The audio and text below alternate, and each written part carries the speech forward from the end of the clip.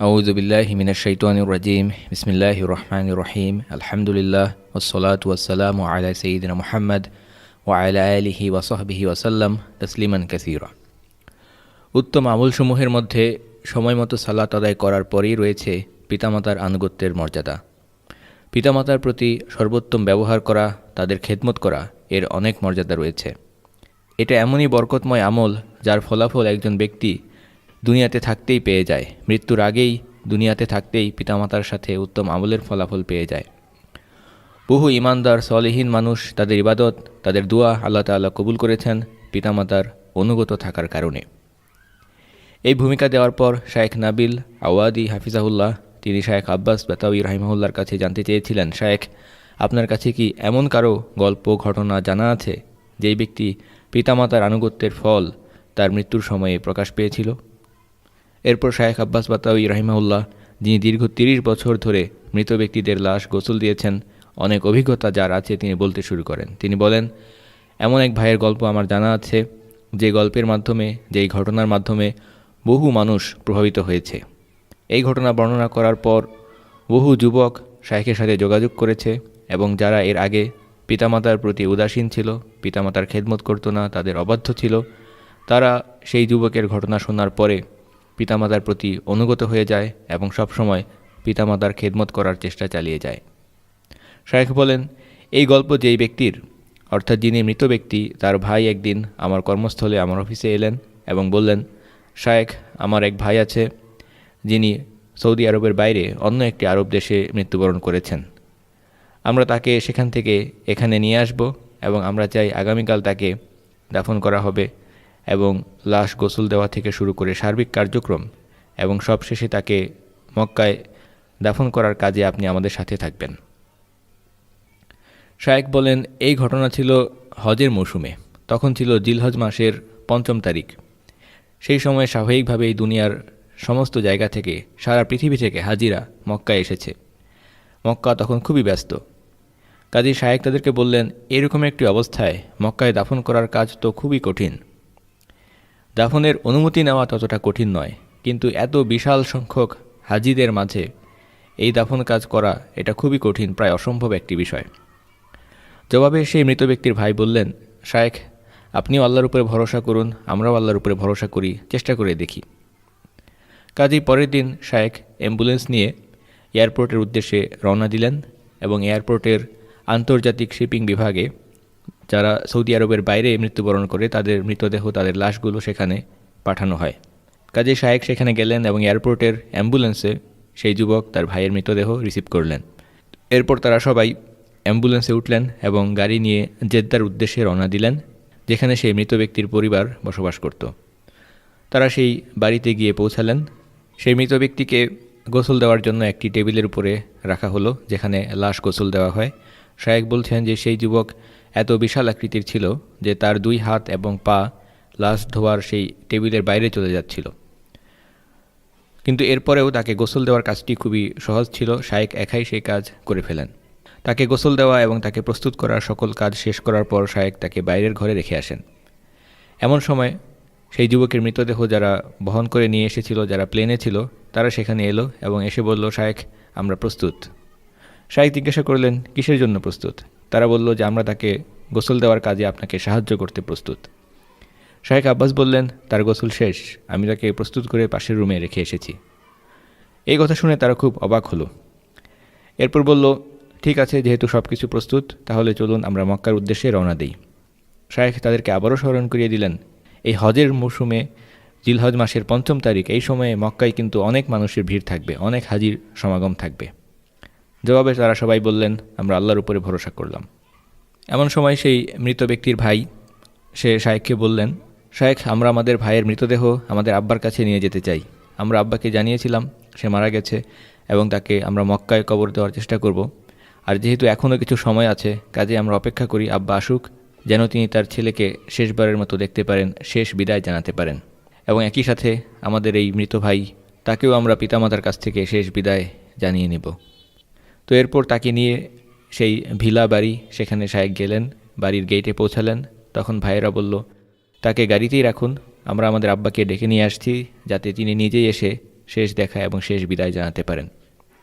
কাজেই সেই লাশ অ্যাম্বুলেন্সেই রয়ে গেল, দরজা খুলে দেওয়া হলো। এমন সময় তাদের পিতাকে সেখানে নিয়ে আসা হলো।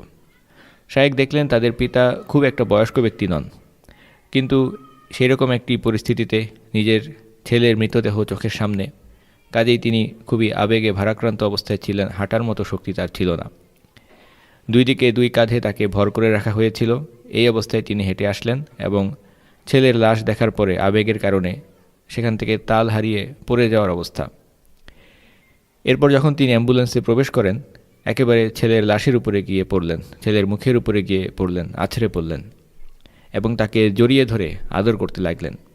এরপর তিনি শায়েখ আব্বাসকে বললেন, শায়েখ, আমাকে ছেলের মুখটা একটু কাপড় সরিয়ে বের করে দেখান। শায়েখ বললেন, এরপরে এমন এক দৃশ্য আমি দেখলাম আমার ভাইয়েরা, যেটা আমি কখনোই ভুলতে পারি না। শায়েখ আব্বাস রাহিমাহুল্লাহ তিনি দীর্ঘ ৩০ বছর ধরে মৃত ব্যক্তিদের গোসল দিয়েছেন, বিভিন্ন অভিজ্ঞতা, বহু অভিজ্ঞতা তার আছে। তিনি বলছেন যে এইরকম একটি দৃশ্য আমি কখনোই ভুলতে পারি না, এবং আমি যে দৃশ্য দেখেছি তার সাক্ষী আছে সেই মৃত ব্যক্তির ভাই এবং তার দুলাভাই, তারা সেখানে ছিল। শায়েখ আব্বাস বলেন, আমি যখন সেই মৃত যুবকের মুখের উপর থেকে কাফনের কাপড়টা সরালাম এবং তার বাবা যখন ছেলের লাশটা দেখল, যখন সে সেই লাশের উপরে একেবারে আছড়ে পড়ল, জড়িয়ে ধরে চুমু খাচ্ছিল এবং ছেলেকে বিদায় দিল, এমন সময় আমি দেখলাম সেই মৃত যুবকের চোখ থেকে, ডান চোখ থেকে এক ফোঁটা অশ্রু, এক ফোঁটা পানি বেরিয়ে গড়িয়ে পড়ল। শায়েখ আব্বাস বলেন, আপনারা কি কখনো আপনাদের জীবনে একজন মৃত ব্যক্তিকে অশ্রু বিসর্জন করতে দেখেছেন? একজন মৃত ব্যক্তিকে কখনো কাঁদতে দেখেছেন?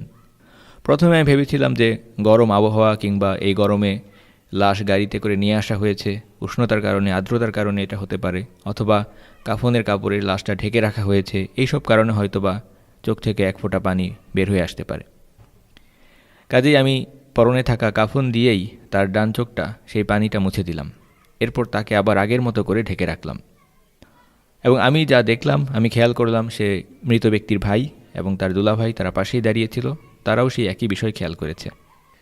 এরপর যখন ছেলের কাছ থেকে পিতা শেষ বিদায় নিলেন এবং তারা ধরাধরি করে পিতাকে গাড়ি থেকে নামতে সাহায্য করছিল, তখন সেই মৃত ব্যক্তির ভাই বলল, আব্বা, আপনি কি দেখেছেন আমাদের ভাই আপনার ছেলেকে, তার চোখ থেকে অশ্রু গড়িয়ে পড়েছে, আপনি কি তাকে কাঁদতে দেখেছেন? আব্বা অবাক হয়ে জিজ্ঞাসা করলেন, সে কিভাবে কাঁদতে পারে? মানে একজন মৃত মানুষ, তার চোখ থেকে কিভাবে অশ্রু বের হতে পারে? আমি তাকে আবার দেখব, আবার দেখতে চাই। শায়েখ বলেন, আমি তার ভাইকে আগেই বলেছিলাম যে তোমাদের আব্বাকে এই ঘটনা বলো না, কারণ তাহলে তিনি আবেগী হয়ে পড়বেন। কিন্তু ভাই রাজি হচ্ছিল না। সে বলল যে আব্বাকে এই কথা বলতেই হবে। তো তাদের আব্বা যখন এই ঘটনা শুনল, তখন ভাইয়েরা আবার তাকে সেখানে ফিরিয়ে আনলো। আব্বা আবার ছেলেকে আরেকবারের জন্য দেখতে এলেন এবং এসে বললেন, শায়েখ, আমার ছেলের লাশটা আমি আরেকবার তার মুখটা দেখতে চাই। শায়েখ আব্বাস বললেন, এর কোনো দরকার নেই, আপনি বিদায় নিয়েছেন, আপনার ছেলে মারা গেছে, এভাবে বোঝানোর চেষ্টা করলেন। কিন্তু পিতা কিছুতেই রাজি হচ্ছিলেন না। তিনি বললেন, আমি আবারও বলছি, আমি আরেকবার আমার ছেলের মুখটা দেখতে চাই। এরপর ছেলের সেই লাশের মুখ থেকে কাপড়টা সরানো হলো এবং আব্বা আবারও আবেগে তার ছেলেকে জড়িয়ে ধরলেন এবং এমন সময় আবারও সেই মৃত ব্যক্তির চোখ থেকে অশ্রু বের হয়ে গড়িয়ে পড়তে লাগলো। এই অবস্থায় শায়েখ নাবিল তিনি জিজ্ঞাসা করেন, আপনি কি এটা নিজের চোখে দেখেছেন? শায়েখ আব্বাস বাতাউই রাহিমাহুল্লাহ তিনি জবাব দিয়ে বলেন, আমি নিজের চোখে দেখেছি এবং এই ঘটনার সাক্ষ্য আছে। মৃত ব্যক্তির ভাই এবং তার বোনের জামাই বা দুলাভাই তারাও সেখানে আমার পাশেই দাঁড়ানো ছিল। শায়েখ আব্বাস বলেন, পিতা যখন দেখলেন যে ছেলের চোখ থেকে পানি বের হচ্ছে এই অন্তিম বিদায়ের মুহূর্তে, তখন পিতা নিজের আবেগ আর ধরে রাখতে পারলেন না। তিনি হাঁটু গেড়ে একেবারে অ্যাম্বুলেন্সের অ্যালুমিনিয়ামের যে মেঝে, সেখানে হঠাৎ করে পড়ে গেলেন এবং হাঁটুতে বেশ চোট পেলেন। কিন্তু সেই সময় এমনই একটি আবেগময় মুহূর্ত, তিনি যে হাঁটুতে চোট পেয়েছেন এটা খেয়াল করার মতো অবস্থা ছিল না। পরের দিন তিনি সেটা খেয়াল করেন। ভাইয়েরা তাদের মাকেও সেখানে নিয়ে আসতে চেয়েছিল, কিন্তু তাদের মা অসুস্থ, যিনি হাঁটতে পারেন না। কাজে আমি বললাম, প্রয়োজন নেই, যদি বাবারই এই অবস্থা হয় তাহলে মা কিভাবে আবেগ ধরে রাখতে পারবেন, তার কি অবস্থা হবে? কাজেই সেই অবস্থায় তাকে আবার কাফনের কাপনে আবৃত করে আমরা মসজিদুল হারামের উদ্দেশ্যে রওনা দিলাম সেই হজের মৌসুমে। যখন আমরা অ্যাম্বুলেন্সে করে সেই মৃত ব্যক্তির লাশ মসজিদুল হারামে প্রবেশ করলাম, তখন আশেপাশে অনেক লোকের ভিড় ছিল। সেখানকার যারা সিকিউরিটি নিরাপত্তা কর্মী ছিল তারা আমাদের গাড়ি থামিয়ে জিজ্ঞাসা করলো যে আপনারা কোথায় যাচ্ছেন? আমরা বললাম, জানাজার উদ্দেশ্যে, দাফনের উদ্দেশ্যে। স্বাভাবিকভাবেই তারা জবাব দিল, আপনারা কি দেখতে পাচ্ছেন না, সারা রাস্তা জুড়ে সমস্ত জায়গায় এত এত হাজি হজযাত্রী, তারা পঙ্গপালের মতো সর্বত্র ছড়িয়ে আছে। এই অবস্থায় কিভাবে দাফন করবেন? আপনারা আপনাদের সাথে আনা মৃত ব্যক্তিকে ফেরত নিয়ে যান। সিকিউরিটি যখনই এই কথা বলা শেষ করলো, আমরা চলে যাচ্ছিলাম। এমন সময় খেয়াল করলাম অলরেডি অ্যাম্বুলেন্সের দরজা খোলা হয়ে গেছে এবং হজযাত্রীরা স্বেচ্ছায় তাদের মাথায় সেই মৃত যুবকের খাটিয়া তুলে নিয়েছে এবং তারা সেই মৃতদেহ বহন করে অলরেডি রওনা দিয়ে দিয়েছে এবং পেছনে হজযাত্রীরা তাকে অনুসরণ করে যাচ্ছে। শাইখ আব্বাস বলেন, সেই মৃত ব্যক্তির ভাই সে আল্লাহর নামে কসম করে আমাকে বলেছে যে এত মানুষের কারণে সে নিজে 2 বারের বেশি কখনোই সেই খাটিয়া বহন করার সুযোগ পায়নি। হজযাত্রীরা স্বেচ্ছায় সেই খাটিয়া বহন করে সামনের দিকে এগিয়ে নিয়ে যাচ্ছিল। সেই অবস্থায় শাইখ আব্বাস গাড়ি ঘুরিয়ে দাফন করার জন্য অনুমতি আনতে গেলেন এবং গাড়ি নিয়ে কবরস্থানে চলে গেলেন। সেদিন সেখানে গিয়ে তিনি দেখেন মক্কায় পবিত্র হারাম শরীফে সেই দিন 8 জন মানুষের জানাজা ছিল, 6 জন পুরুষের এবং 2 জন মহিলার। শাইখ আব্বাস সেই জানাজাগুলোতে অংশ নেন। এই ঘটনার মূল লক্ষণীয় বিষয় হচ্ছে সেই ব্যক্তি কত সৌভাগ্যবান যিনি এমন একটি পরিস্থিতিতে তাকে দাফন করা হচ্ছে হজের মৌসুমে হাজিদের মাঝে, এবং যেখানে 2 মিলিয়ন বা 20 লক্ষ হাজি সারা দুনিয়ার সমস্ত প্রান্ত থেকে যারা হজের উদ্দেশ্যে সেখানে এসেছেন, তারা সেই মৃত ব্যক্তিদের জানাজাতে অংশ নিয়েছিল। পবিত্র মাসে পবিত্র মসজিদে হাজিরা সেই ব্যক্তিদের ক্ষমার জন্য, মাগফিরাতের জন্য আল্লাহ তাআলার কাছে দোয়া করছিলেন। 2 মিলিয়ন 20 লক্ষ মানুষ তাদের জন্য দোয়া করছেন। এদের মধ্যে মাত্র একজন ব্যক্তির দোয়াও যদি আল্লাহ তাআলা কবুল করে নেন, তাহলে সেটা তাদের ক্ষমার জন্য, মাগফিরাতের জন্য যথেষ্ট হয়ে যাবে। কতই না সৌভাগ্যবান ছিলেন সেই মানুষেরা। শাইখ আব্বাস বলেন, কবরস্থানে গিয়ে আমি তার জানাজার জন্য অপেক্ষা করতে থাকি। প্রথমে 3টি লাশ নিয়ে আসা হয় এবং এরপর কবর খোঁড়ার যেই লোক সে সেখানে এসে বলল যে দাফন তো এখান থেকে বাম দিকে হবে, আপনারা তাদেরকে বাম দিকে নিয়ে যান। তখন সেই 3টি লাশ বাম দিকে নিয়ে যাওয়া হলো। এরপর 4র্থ লাশটা আসলো। শাইখ আব্বাস বলেন যে আমি লাশের উপরের কাভারটা দেখে চিনে ফেললাম। এমন সময় সুপারভাইজার সেখানে আসলো এবং এসে জিজ্ঞাসা করলো, আজকে কি কারো জানাজা নেই? আমি বললাম, হ্যাঁ আছে, এইমাত্র 3টি লাশ বাম দিকে নিয়ে যাওয়া হয়েছে। তখন সুপারভাইজার বললেন, দাফনের কাজ তো ডান দিকে হবে। সুতরাং এর কারণে সেই 4র্থ ব্যক্তি অর্থাৎ সেই যুবকের লাশ তাকে সিরিয়ালে সবার আগে নেওয়া হলো এবং ডান দিকে নিয়ে সবার প্রথমে তার জানাজা এবং দাফনের কাজ সবার আগে হলো। শাইখ আব্বাস বললেন, এই ঘটনা দেখে আমি খুবই বিস্মিত হলাম। আমি বুঝতে পারছিলাম আল্লাহ তাআলার পক্ষ থেকেই এই কাজগুলো তার জন্য সহজ করে দেওয়া হচ্ছে। যেখানে প্রত্যেকটি কাজ কঠিন হওয়ার কথা, সেখানে সেই কঠিন পরিস্থিতিতেও আল্লাহ তাআলা সেই যুবকের জন্য তার শেষ মুহূর্তগুলো সহজ করে দিচ্ছিলেন। এরপর তাকে দাফন দেওয়া হলো। হাজিরা তার কবরের পাশে দাঁড়িয়ে কিবলামুখী হয়ে সেই যুবকের জন্য মাগফিরাতের জন্য দোয়া করতে লাগলো। এরপর শাইখ আব্বাস বলেন যে আমি এর পরের দিন সেই মৃত ব্যক্তির বাড়িতে গেলাম তার পরিবারকে সান্ত্বনা দেওয়ার জন্য। আমি জেদ্দায় ফেরত যাইনি, মক্কায় তার বাড়ি, সেখানে যাই এবং সেখানেই তাদের সাথে তাদেরকে সান্ত্বনা দিতে চাই। সেখানে গিয়ে আমি আমার পাশে থাকা এক ব্যক্তিকে জিজ্ঞাসা করলাম যে এই যুবকের কাহিনী কি, সে কেমন ছিল? জবাবে সে বলল, আল্লাহ তাআলাই ভালো জানেন, আমরা তার ব্যাপারে খুব বেশি কিছু জানি না, কিন্তু আমরা তাকে নিয়মিত মসজিদে দেখতাম, এর বেশি কিছু আমরা জানি না। এরপরে আমি অন্যদেরকেও জিজ্ঞাসা করি, কিন্তু তারাও খুব একটা কিছু বলতে পারে না। এরপর আমি আমার বাড়ি ফিরে যাই এবং দ্বিতীয় দিন, এর পরের দিন আবার সেই মৃত ব্যক্তির বাড়িতে যাই। তার বিষয়, তার গল্প, তার জীবন, এটা জানতে আমার মধ্যে খুব আগ্রহ কাজ করছিল। শেষের দিকে একজন আমাকে বলল, আপনি তার ভাইকে জিজ্ঞাসা করতে পারেন। আমি সেই মৃত ব্যক্তির ভাইয়ের কাছে গিয়ে জিজ্ঞাসা করলাম, তোমার ভাইয়ের বিশেষ বৈশিষ্ট্য কী ছিল, তার গল্পটা আমাকে বলো। সে বাড়িতে থাকতে কি করত, ঘরে থাকতে কি করত, কি কাজ করত, কোথায় সালাত আদায় করত, কারা তার বন্ধু ছিল? আল্লাহ তাআলা তার জন্য এই যে সব কিছু সহজ করে দিলেন, এর কারণ কি হতে পারে? শাইখ আব্বাস বলেন যে আমি সেই মৃত ব্যক্তির ভাইয়ের সাথে কথা বলার পরে যতজনকে এই বিষয়ে প্রশ্ন করেছি তারা সবাই একই উত্তর দিয়েছে। সবাই সাধারণভাবে বলেছে যে সে খুব ভিন্ন কিছু, আলাদা কিছু করতো না, সালাত আদায় করতো, রোজা রাখতো এবং বাকি যেসব কাজ সাধারণ মুসলিমরা করে সেই কাজগুলো সে স্বাভাবিকভাবেই করত। কিন্তু তার একটা বিশেষ বৈশিষ্ট্য ছিল, একটা বিশেষ বৈশিষ্ট্য। ভাই বলল, তার সেই বিশেষ বৈশিষ্ট্য হচ্ছে সে আব্বা আম্মার খুবই বাধ্য ছেলে ছিল, পিতামাতার খুবই অনুগত সন্তান ছিল, পিতামাতার আনুগত্য এবং তাদের খেদমত করা। তখন শাইখ আব্বাসের চোখে সেই দৃশ্যটা ভেসে উঠল, যখন ছেলের লাশের কাছে শেষবারের মতো পিতা ছেলের মুখটা দেখতে এসেছে এবং ছেলে পিতার লাশকে জড়িয়ে ধরে কান্নাকাটি করছিল। সেই সময় ছেলের চোখ থেকে অশ্রু গড়িয়ে পড়ছিল। মৃত ব্যক্তির ভাই শাইখ আব্বাসকে বলল, আমাদের ভাই আব্বা আমার প্রতি এতই অনুগত ছিল, তাদের এতই খেদমত করত যে আব্বা যখন ওয়াশরুমে যেত তখন আমাদের ভাই স্যান্ডেল হাতে নিয়ে ওয়াশরুমের বাইরে দাঁড়িয়ে অপেক্ষায় থাকত। আব্বা ওয়াশরুম থেকে বের না হওয়া পর্যন্ত সে অপেক্ষায় থাকত। আমাদের আম্মা যখন কোনো ব্যথায় কষ্ট পেতেন, তাদের মা অসুস্থ ছিলেন, হাঁটতে পারতেন না, তো সেই সময় সেই ভাই তার মায়ের কাছে গিয়ে মায়ের যেসব জায়গায় ব্যথা হচ্ছে সেখানে তার চেহারা, গাল স্পর্শ করাতো, গাল রাখত অথবা হাত রাখত। এভাবে আম্মাকে মানসিকভাবে প্রশান্তি দেওয়ার চেষ্টা করত। সে তার বাবাকে ওয়াশরুমে নিয়ে যেত, তার গা ধুইয়ে দিত, তাকে খাবার খাইয়ে দিত, পানি এনে পান করাতো। শাইখ আব্বাস বলেন, এর আগ পর্যন্ত সেই যুবকের অবস্থা নিয়ে আমি খুবই অবাক হচ্ছিলাম, আশ্চর্য হচ্ছিলাম যে কী তার বিশেষ ঘটনা সেটা জানার জন্য আমি খুবই আগ্রহী ছিলাম।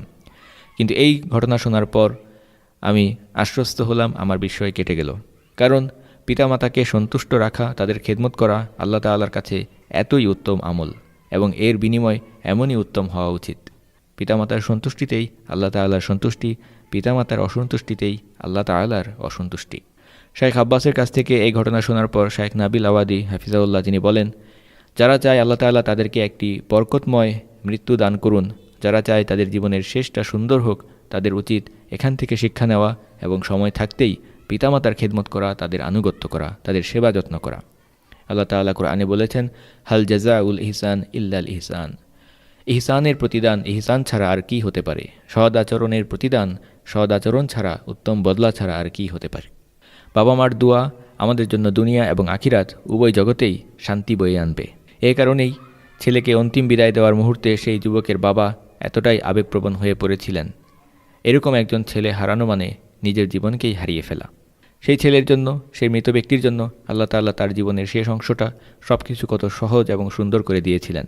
হজের মৌসুমে মক্কায় মসজিদুল হারামে সেখানে তার দাফন হয়েছে, জানাজা হয়েছে। 20 লক্ষ মুসলিম যারা দুনিয়ার বিভিন্ন প্রান্ত থেকে হজ করতে এসেছিলেন তারা তার জন্য দোয়া করেছেন, যেখানে একজন মানুষের দোয়া কবুল হয়ে গেলেই সেটা তার আখিরাতের মুক্তির জন্য যথেষ্ট। সবশেষে আমরা আল্লাহ তাআলার কাছে দোয়া করি, আল্লাহ তাআলা আমাদের এবং আপনাদের সকলকে একটি বরকতময় মৃত্যু দান করুন। আমাদের জীবনের শেষ অংশ যেন হয় আমাদের জীবনের সর্বশ্রেষ্ঠ অংশ। ওয়াসাল্লাল্লাহু তাআলা আলা সাইয়্যিদিনা মুহাম্মদ ওয়া আলা আলিহি ওয়া সাহবিহি ওয়া সাল্লাম ওয়ালহামদুলিল্লাহি রাব্বিল আলামিন।